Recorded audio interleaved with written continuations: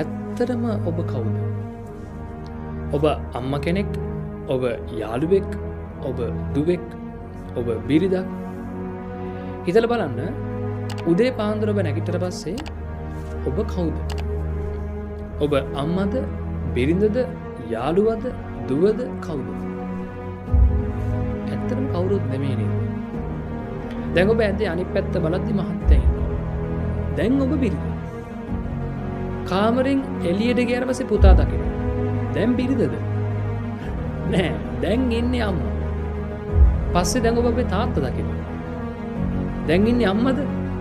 නෑ, දැන් දුව. ඔබ කවුද? ජීවිතය කියන රඟ මඩලේ අපි එක එක චරිත රඟපාන මිසක් අපිට ඇත්තටම චරිතයක් නෑ නේද?